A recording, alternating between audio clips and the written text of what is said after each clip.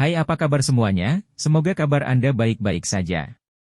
Terima kasih karena sudah memberikan support dan juga kesetiaan Anda untuk membangun channel Codot Film. Yuk kita lanjutkan alur ceritanya, sambil siapin kopi dan cemilan, setting suara volume full. Gasken. Paviliun Metode Qi.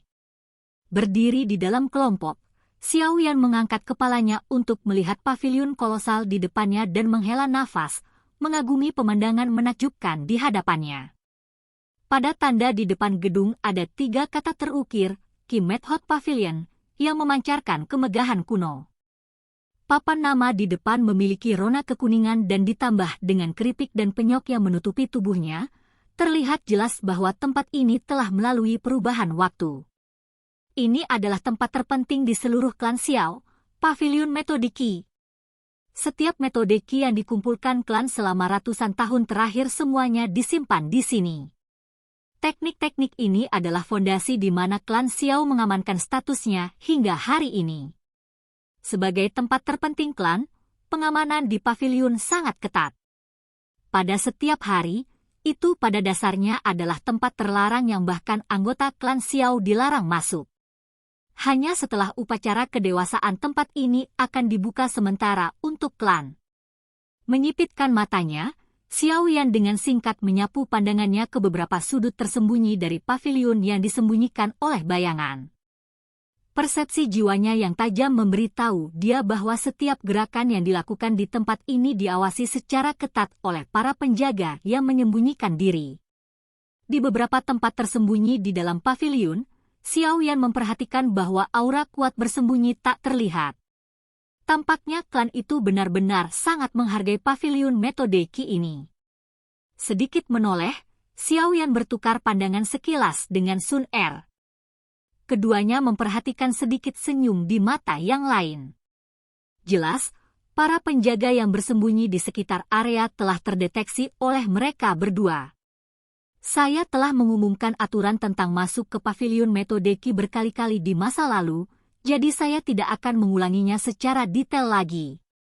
Singkatnya, setelah memasuki paviliun metode Qi, Anda semua harus kembali dalam 2 jam, selain itu, setiap orang hanya diizinkan untuk 1 metode Qi yang harus sesuai dengan atribut mereka. Anda tidak boleh mengambil lebih dari itu. Jika ada yang mencoba menyelinap dengan lebih banyak, orang itu akan kehilangan haknya untuk mendapatkan metode Qi. Oleh karena itu, sebaiknya kalian semua berhati-hati. Berdiri di puncak tangga, tatapan memerintah Xiao Shan menyapu pemuda di bawahnya saat dia mengatakan ini dengan nada serius. Iya. Kelompok itu berteriak dengan semangat sebagai balasan. Semua orang menatap paviliun raksasa dengan mata berapi-api. Memperoleh metode Qi yang lebih baik setara dengan mendapatkan lebih awal dari rekan-rekan, secara langsung menempatkan diri mereka di depan. Ini selalu menjadi sesuatu yang sangat diinginkan setiap anggota klan. Karena kalian semua jelas tentang aturannya, mari kita mulai. Xiao Shan mengangguk puas. Dia mundur selangkah dan menunjukkan pilar batu yang berada di depan pintu paviliun. Pilar itu tingginya sekitar 1 meter dan di atasnya terdapat bola kristal bening. Dengan tangannya yang berkembang, 2 penjaga yang berada di belakang mulai mendorong pintu hitam yang sangat besar. Pintu mengeluarkan derit rendah saat perlahan terbuka. Setelah menentukan atribut Anda dapat memasuki paviliun. Ingat, saat masuk, ikuti bagian yang ditandai dengan atribut Anda yang sesuai. Jangan sengaja berjalan ke jalan yang salah. Mengangguk ke arah kerumunan, Xiao Shan memberi isyarat agar ujian dimulai. Melihat sinyal Xiao Shan, seorang pemuda di depan dengan bersemangat melompat ke tangga. Saat dia meletakkan kedua tangannya ke bola kristal, cahaya hijau samar muncul. Atribut angin. Oke. Anda boleh masuk. Xiao Shan melirik bola kristal itu dan mengangguk sambil tersenyum. Karena seseorang telah memimpin, semua orang di bawah tidak bisa lagi diam. Satu persatu, mereka bergegas menaiki tangga, dan setelah menentukan atribut mereka, menyerbu secara massal paviliun metode Qi. Melihat kerumunan tipis di sekelilingnya, Xiaoyan menyentuh hidungnya dan tersenyum pada Sun Er. Mari kita lihat teknik apa yang bisa kita dapatkan. Sun Er dengan manis mengulurkan tangannya. Metode Kiklan sebenarnya tidak menariknya sedikit pun. Namun, karena Xiaoyan tertarik, dia akan dengan senang hati menemaninya. Karena pasangan itu tidak terburu-buru, baru setelah semua orang masuk, mereka mulai perlahan menaiki tangga.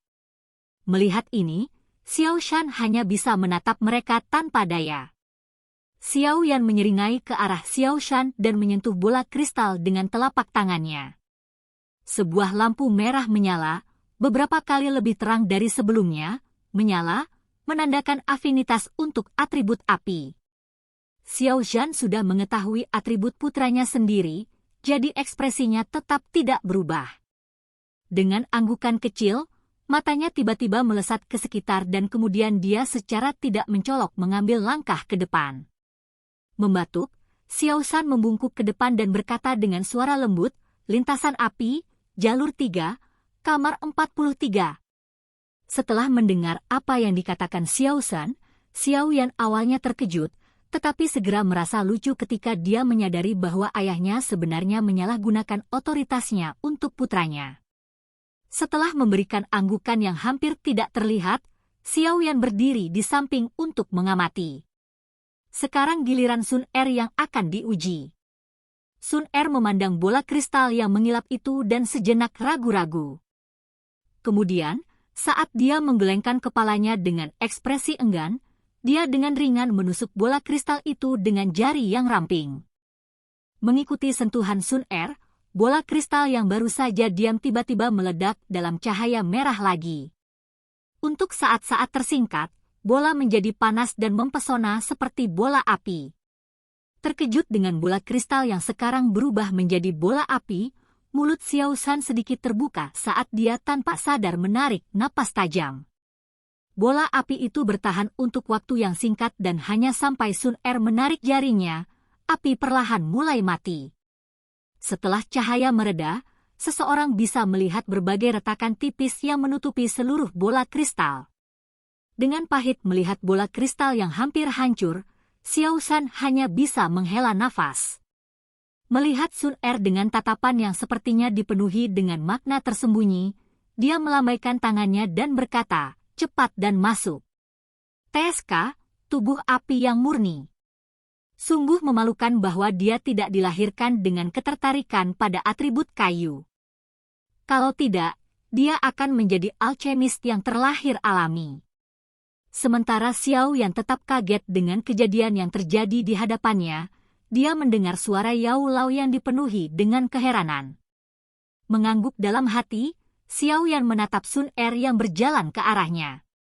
Sambil mengangkat bahu, dia berbalik dan berjalan ke paviliun metode Qi. Mata Xiao Shan tertuju pada dua orang yang berjalan ke paviliun metode Qi berdampingan dan kemudian kembali untuk melihat bola kristal. Akhirnya pecah menjadi beberapa bagian dengan suara "Kaaca". Dia mengelus dagunya dan bergumam pada dirinya sendiri. Sig, ini benar-benar terlalu luar biasa. Gadis ini Sun Er, tidak hanya memiliki temperamen yang baik, dia juga sangat cantik. Tapi latar belakangnya juga sangat menakutkan. Dia jauh lebih baik dari Nalan Yanran itu. Jika saja Yan Er bisa memiliki pengantin seperti dia, betapa menyenangkannya itu. Setelah mengatakan pikirannya dengan keras, Xiao Shan menggelengkan kepalanya dan tertawa terbahak-bahak, mengejek dirinya sendiri. Dia tidak percaya bahwa dia benar-benar menghibur fantasi liar seperti itu. Sementara Xiao Shan menertawakan dirinya sendiri, dia tidak menyadari bahwa Sun Er yang hendak memasuki paviliun, menegang sementara telinganya yang halus menoleh, seperti bola kristal sebelumnya, merah menyala dan memikat. Silakan pergi ke. Oke guys, jangan lupa like, comment, share, and subscribe di channel Codot Film. See you next video, peace out and bye-bye.